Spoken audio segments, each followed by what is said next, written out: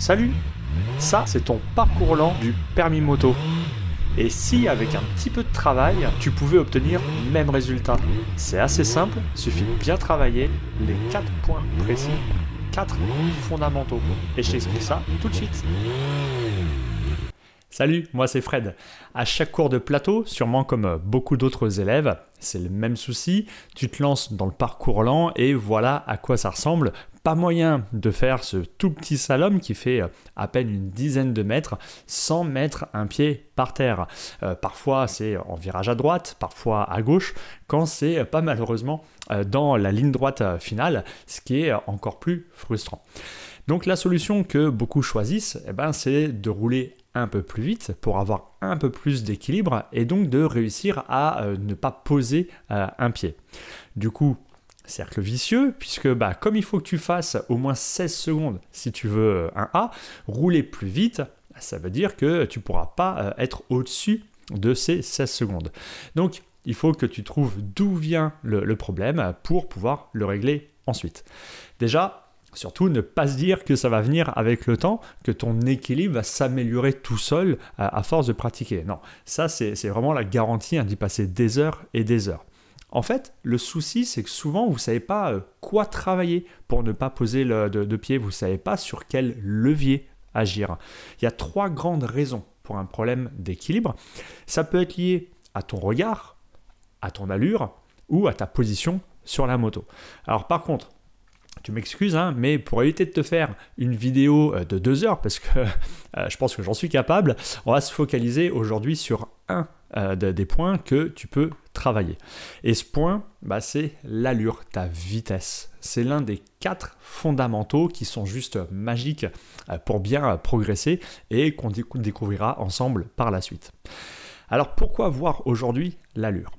Parce que beaucoup posent le pied, pas à cause d'un problème d'équilibre, mais à cause d'une mauvaise manière de gérer leur allure, une mauvaise manière de gérer les commandes, c'est-à-dire l'accélérateur, l'embrayage et le frein. Certains sont trop en retard, d'autres dosent mal les commandes, et c'est sur ce point aujourd'hui qu'on va se focaliser, comment gérer tes commandes pour ne pas perdre l'équilibre.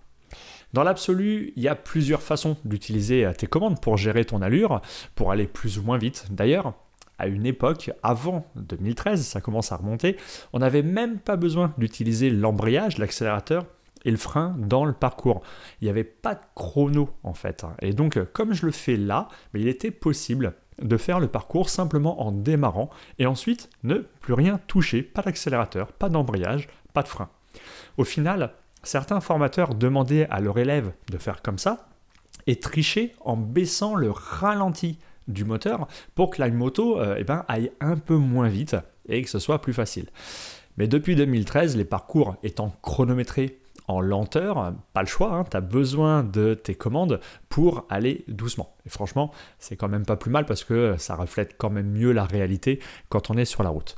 Donc pour gérer tes commandes, tu as plusieurs possibilités, plusieurs techniques. Certaines sont à bannir totalement de ton esprit et d'autres t'éviteront plus tard la chute bête et surtout te blesser. Et pour voir tout ça, on passe tout de suite sur la piste.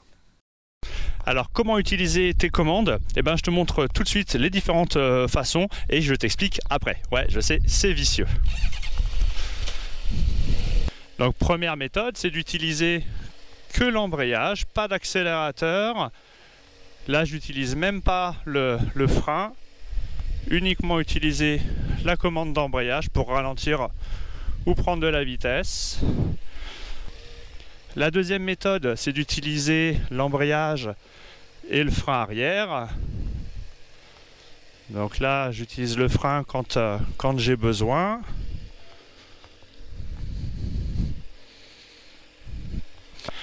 Et puis la troisième et dernière méthode, c'est d'utiliser l'accélérateur et l'embrayage avec, pourquoi pas, du frein.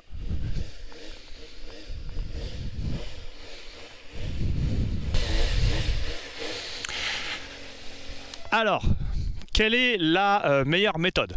Au-delà de réussir ton exercice, qui est pour toi ton objectif principal, je comprends, il faut surtout que tu choisisses la méthode la plus sécurisante, celle qui t'évitera la chute plus tard dans ta vie de motard ou motarde. Parce que c'est bien beau de réussir le plateau, mais j'imagine que tu es comme moi, tu veux savoir maîtriser ta moto pour être capable d'éviter d'avoir un accident plus tard. Donc, quelle est la meilleure méthode? Certains d'entre vous font le parcours sans utiliser l'accélérateur, parfois parce que c'est le formateur qui vous le demande. Le souci, en faisant comme ça, c'est que tu prends l'habitude de ne pas aider ton moteur parce que tu le laisses au ralenti à très bas régime et donc tu augmentes énormément le risque de calage. Et si tu cales en virage, la moto s'arrête net en étant incliné et donc le poids va rapidement coucher ta moto par terre. Ce conseil sera encore plus vrai pour toi plus tard si tu as une moto un peu ancienne avec un carburateur, ce qui était le cas, on va dire, avant 2005 pour généraliser. Je rentre pas trop dans les détails, sinon ça va partir en cours de mécanique. En utilisant ton accélérateur pour donner du régime, tu supprimes donc tout risque de calage et donc toute chute liée au calage. Autre avantage d'utiliser ton accélérateur, la moto est bien plus réactive quand tu prends le point de patinage. Elle pourra reprendre plus rapidement de la vitesse en cas de perte d'équilibre. Alors que sans accélérateur, eh ben, tu dois être assez doux sur l'embrayage pour ne pas caler. Donc ne pas utiliser ton accélérateur, contrairement à ce que certains pensent, c'est te compliquer les choses, c'est te rajouter une difficulté supplémentaire et non pas te simplifier les choses. Si par exemple, tu perds brutalement l'équilibre, tu dois vite reprendre de la vitesse pour te stabiliser et si tu mets pas de gaz, ça sera impossible puisque tu ne pourras pas reprendre le point de patinage au bon endroit, assez loin, pour te relancer rapidement sans que ça cale. Pour t'aider à comprendre, voilà un petit exercice. Donc ce que je vais m'amuser à faire, c'est m'arrêter, me laisser tomber et repartir. M'arrêter, me laisser tomber et repartir. M'arrêter, me laisser tomber et repartir.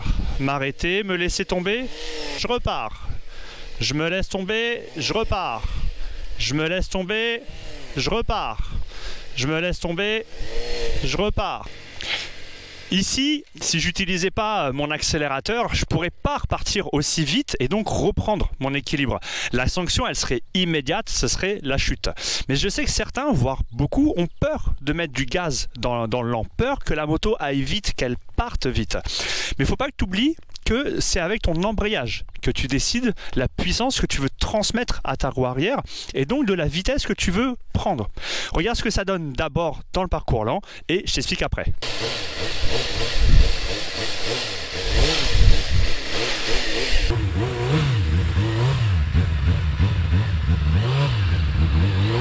Autre possibilité également, c'est de le faire avec un maintien des gaz constant sans les couper, c'est une possibilité.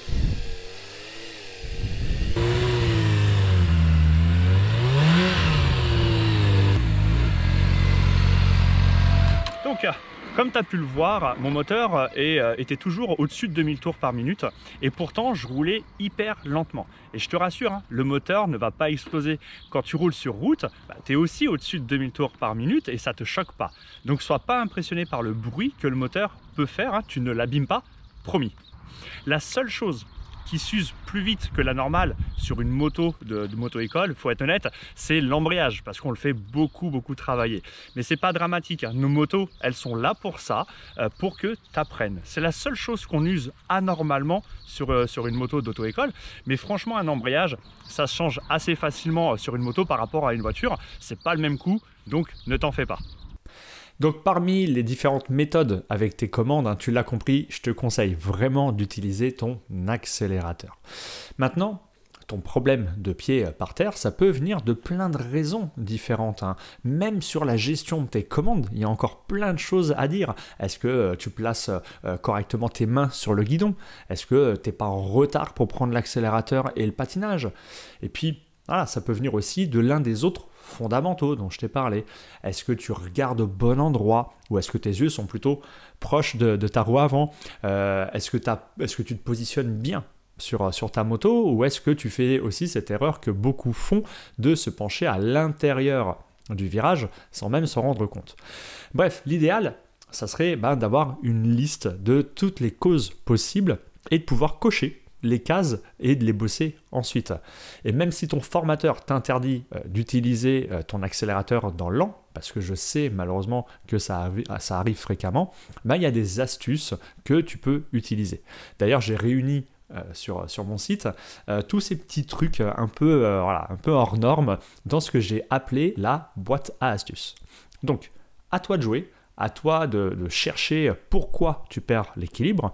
Prends une feuille, fais la liste et note vraiment ce qui pourrait être la cause.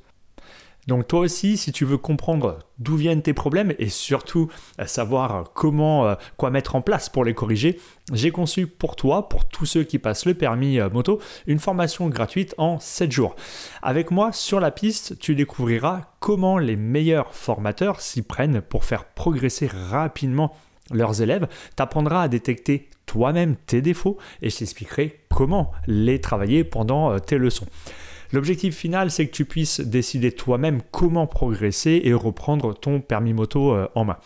Pour nous rejoindre dans la formation, il te suffit simplement de cliquer sur le lien dans la description, d'entrer ton email et je t'enverrai tout de suite la première de ces 7 vidéos.